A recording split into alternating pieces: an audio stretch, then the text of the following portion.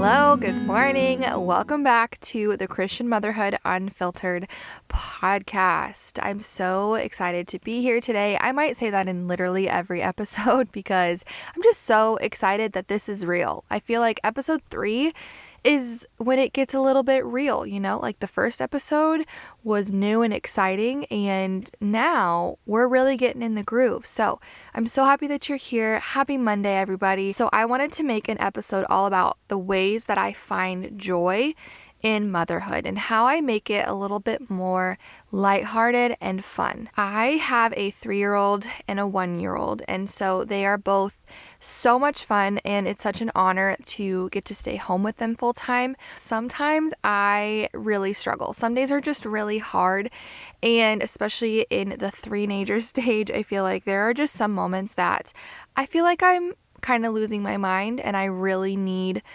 to reset somehow, like I realize that this is a privilege to get to be a mom, and especially to get to be a stay-at-home parent. I know there are so many moms who would love the opportunity to stay home but can't, and so I try to remind myself very often like what a privilege it is that I get to live this life. There are quite a bit of things that I feel like I've learned in my few years of being a stay-at-home parent that I've kind of put in my mom tool belt, if you will, to make the hard moments a little bit easier and just to kind of enjoy my days a little bit more. I saw a quote recently and I posted about it on Instagram, and I know that you've seen it a million and one times, but it's that my motherhood is also their childhood. And this has been a quote that I really come back to pretty much on a daily basis lately, because it just reminds me that even in the hard moments, but also not just hard moments, but like the overwhelming moments of when you feel like you are juggling it all, I am just constantly thinking about a million and one things that I need to do. I'm trying to balance being productive and getting stuff done around the house. I'm trying to balance that as well as taking care of myself, making sure that I'm being healthy and like doing things that I enjoy, but also trying to make sure that I am taking care of my children's needs. And even more than just taking care of their needs, I want to play with them and be an engaged parent and be fun. And there's just a lot that we juggle as moms, whether you work or stay home, on a daily basis. And I think that can be super overwhelming. And so this quote of my motherhood is also their childhood really reminds me, yes, it is so important to keep the house clean and make sure there's clean dishes and their laundry is done and take care of myself, obviously, but also these days that feel sometimes overwhelming, they might feel mundane. This is their childhood. And these young years, because my kids are so young, they will never be this young again. And I just do not want to look back at this season of my life when I get older and wish that I would have enjoyed it more, wish that I would have had more fun with them, wish that I wouldn't have taken everything so seriously. And so that has been the perspective I've tried to keep lately when I get overwhelmed or these days feel like a lot. I try to remind myself that this is their childhood too, and I should enjoy it while I still can and while they're still so little. And I feel like I don't need to necessarily entertain them all day. Like I don't need to go above and beyond with these really fun crafts and activities and like overfilling our schedule. But I do want to be intentional about making sure that our home is a home filled with joy and that they have a mom that overflows with joy rather than a mom that's like running around like a chicken with her head cut off all day trying to be productive and trying to get as much done as possible, and a mom that's just never happy and never like plays with them and never has fun. So that's kind of the why. So let's talk about some practical things that I feel like I've been doing lately to shift this perspective of feeling like my days are really hard, they're really overwhelming, to making it a little bit more lighthearted and enjoyable. Number 1, take back the power of your day. I think a lot of times I realize midday that I am allowing the emotions of my kids to dictate our day.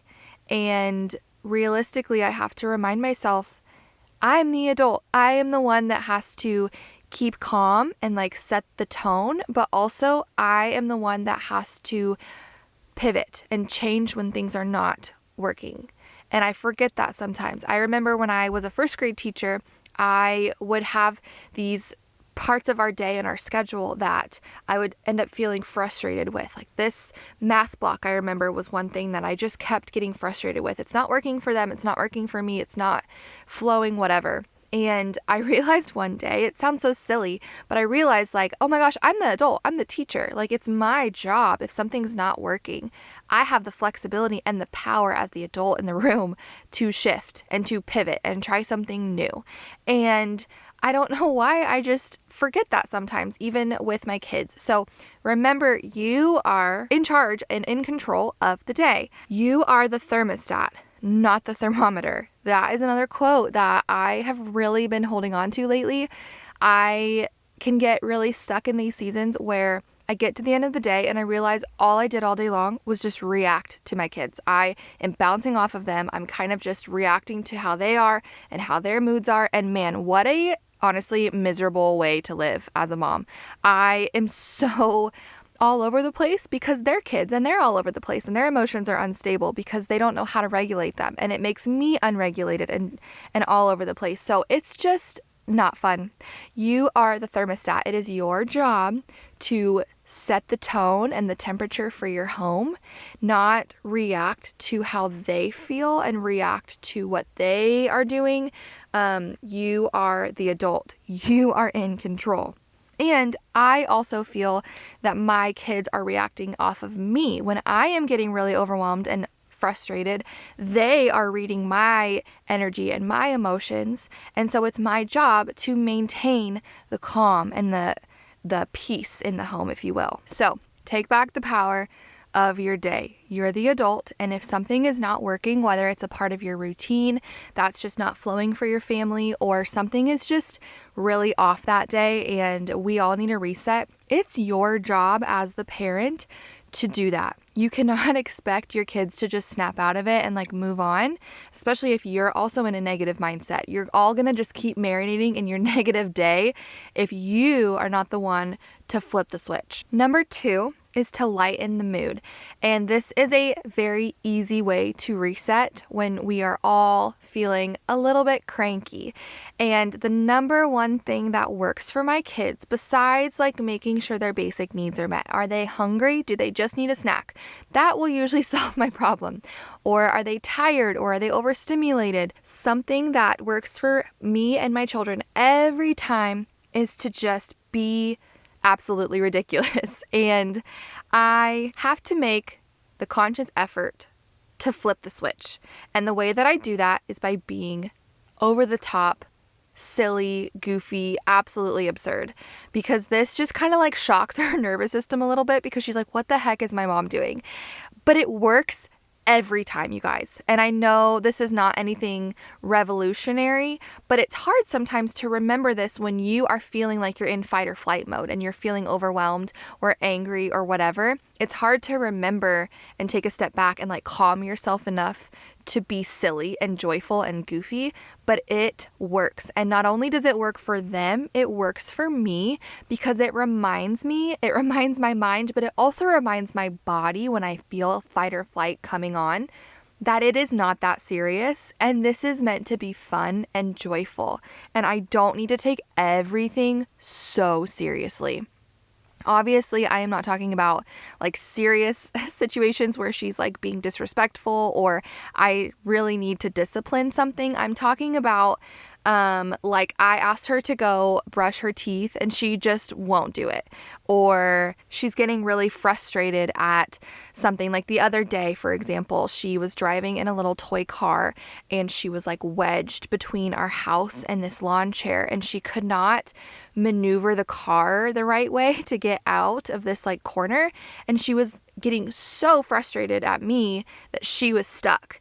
And I could have reacted and been annoyed that she was annoyed at me.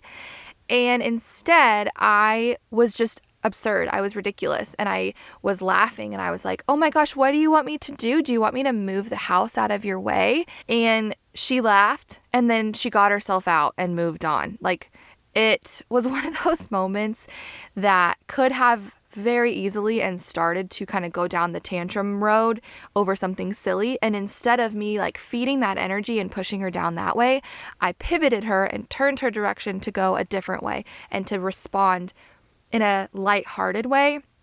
And I think that's something really powerful that we are able to do with our kids is set the tone. Again, it's the whole thermostat, not the thermometer. I am setting the tone for how she should react. When I'm reacting to her in an angry way or a frustrated way, of course she's going to act that way back. I'm teaching her how to respond to frustrating moments throughout her whole life. It starts now.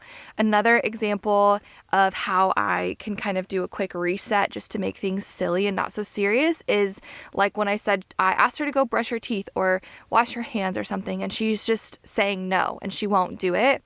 I will throw her over my shoulder like a sack of potatoes and run with her back to the bathroom. And that gets her every time, like throwing her upside down or carrying her by her feet or holding her like a baby and pretending like she's a little baby. Like just something really simple like that. Again, it just resets their nervous system and like shocks them a little bit like, oh, we're doing this now. Okay, I'm not going to be upset. And it's so simple, but it works. And again, I know this is not revolutionary, but it's hard for me to remember in those moments and keep that in my tool belt. But the more that I react that way and practice it, the more that that's my first response, as opposed to getting annoyed or frustrated that things take longer.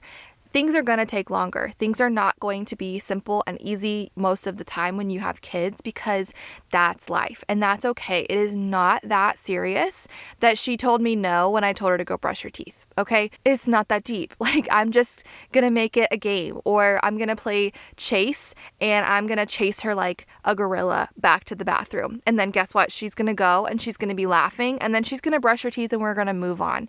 Sometimes you got to pick your battles.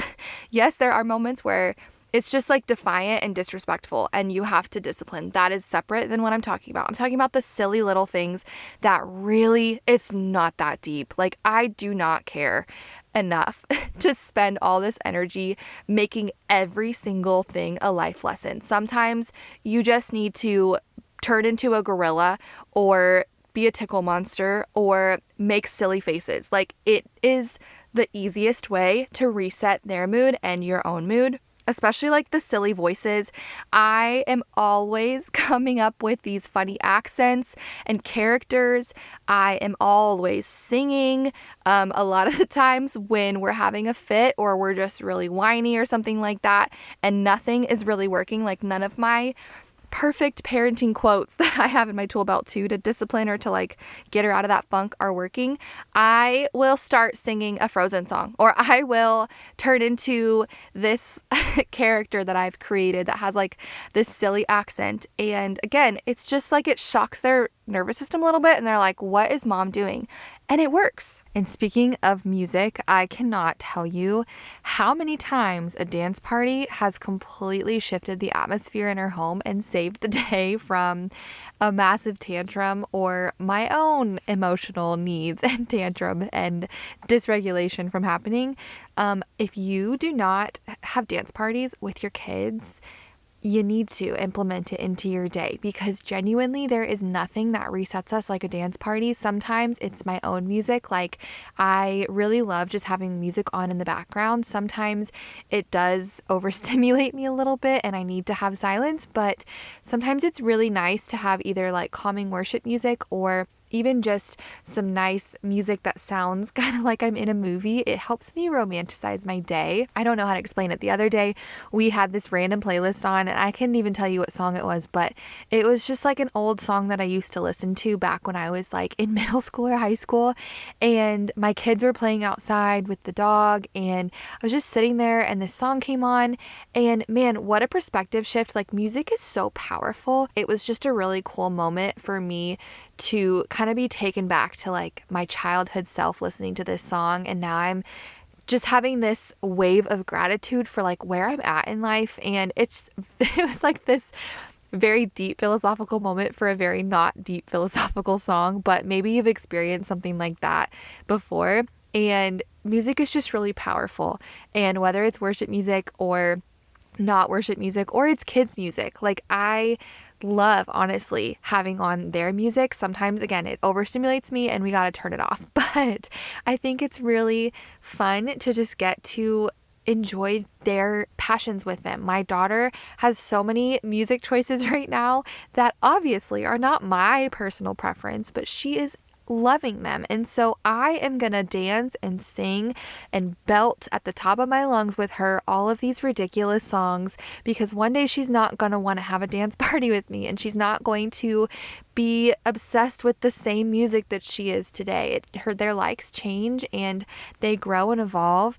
And if I can get in a million dance parties now, I'm going to. I enjoy it. I also feel like there's probably some like scientific something to prove like the effects of music and movement and dancing on your body and on your mind. I think it's impossible to be dancing and still be angry.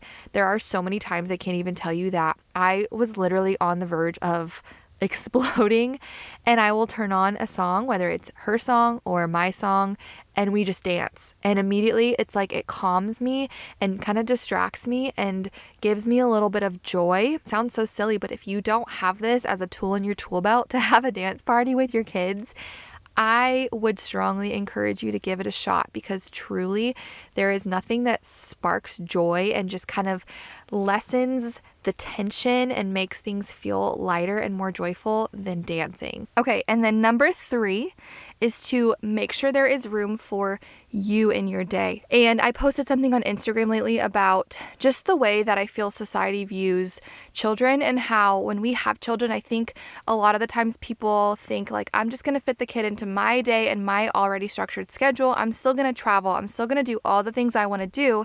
I'm just going to bring a kid along with me. And that's great. There's nothing wrong with that. But I also think there's something really beautiful about just fully surrendering to the season you're in and being okay with your life looking different. Like, I love that my mornings are spent on a rotation of going to the park, the zoo, the library, like all of these fun places, because my kids are only little for so long and I want to enjoy that with them. It's more fun when I get to go to the zoo. Like, I would rather go to the zoo than clean the house. Like, that's more fun. And so just leaning into the fun aspect of motherhood and just enjoying their childhood with them is really powerful. You also, though, do have to have a balance of still having room for you as an adult in the day. And so I think that's different for everybody. A lot of people have hobbies, or they go out on girls' nights, and I think there's just a balance for everyone. You know what that is for you, what fills up your own cup. And for me, that is my morning routine that I talk about a lot. That is working out, because I realized far into motherhood, I am taking care of other people all day. I also need to take care of myself. And so for me, that is waking up, reading my Bible, working out, taking breaks, whatever that looks like for you, to make sure you still have room for yourself in the day. But it is okay to just kind of surrender to the stage of littles. It is fun. Like, they're only little and they only have these young years of childhood for so long. And I, like I said earlier, really want to look back and see that I enjoyed it. I got to go to the park with them and I played with them, and I wasn't thinking about my to-do list, and I wasn't stressed that I wasn't able to do all the things I wanted to do. I want to look at these days as a blessing and as fun, because they are fun. The enemy loves to try to turn our blessings into burdens, and that is not something I will allow him to do with my kids' childhood. So that's kind of my life lesson that I've been learning lately, is just how to enjoy motherhood more, because again, the enemy's going to try so hard to tell you this is really hard and it's really stressful and the world is falling apart and you're in fight or flight mode all day, and it's just a distraction, and it's a way to look at your kids as burdens. And it's not that deep most of the time. Yes, there are really hard moments, but a lot of the time it's just a perspective shift that I have to make as the adult, as the mom, that it's okay. It's not that serious. The world is not crumbling before me. My kid is just having a tantrum and we can move on. So, all that to say, enjoy the season that you're in. Don't allow the enemy to tell you that where you're at right now is a burden and not a blessing. Your motherhood is still their childhood. Make sure that you are enjoying it and not allowing it to become more stressful than it is. And also use some of these tools in your tool belt, and let me know if you have other tips and tricks and little resets that you do when you're feeling these moments of overwhelm, or you need to kind of fix a situation or an attitude shift in your house. I would love to hear what you do and what practical tips that you have. Obviously, I still am learning and I have to figure it all out as I go, but these are some things that have really been helping me, especially in the age of my 3-year-old. We are learning and growing and being refined every single day. If this episode today was encouraging for you, will you do me the honor of giving me a rating and a review and leaving a comment wherever you're listening? And don't forget to follow along the podcast wherever you listen to your podcasts. Thank you guys so much for listening today. You can also go find me on Instagram and on YouTube. It's at Emma Grace Jens. And I am so thankful that you are here. I pray that this blesses you today. Don't forget to take a deep breath.